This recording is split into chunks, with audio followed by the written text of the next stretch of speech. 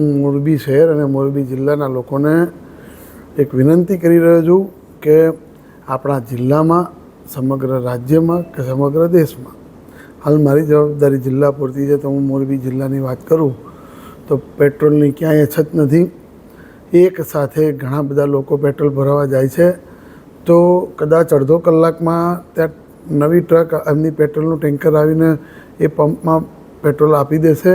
કોઈ જ તકલીફ નથી જિલ્લામાં, ક્યાંય સ્ટોકની તંગી નથી, તકલીફ નથી. તો હું દરેક આપણા મોરબીવાસીઓને વિનંતી કરીશ કે કોઈ ખોટી અફવામાં આવશો નહીં. આપણી પાસે પૂરતો જથ્થો ઉપલબ્ધ છે. હમણાં 4 કલાક પહેલાં જ આપણા રાજ્યના નાયબ મુખ્યમંત્રીશ્રીએ પણ આ રીતે પ્રેસ કોન્ફરન્સ કરી અને લોકોને એક અપીલ કરેલી જ છે.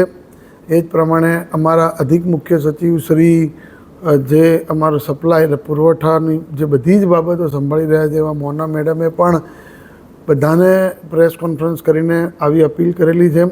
આપના માધ્યમથી હું મોરબીના લોકોને વિનંતી કરું છું કે પેટ્રોલ ડીઝલની કોઈ અછત નથી, કોઈ અફવાઓમાં આવશો નહીં અને કોઈ ખોટી દોડધામ કરશો નહીં.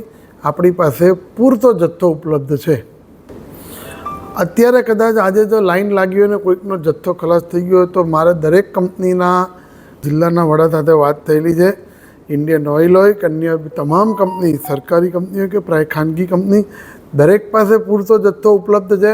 કદાચ ક્યાંક એવું હશે તો 15-20 મિનિટ કે અડધો કલાકમાં ટેન્કરો પહોંચી જશે. ક્યાંય કોઈ તકલીફ નથી.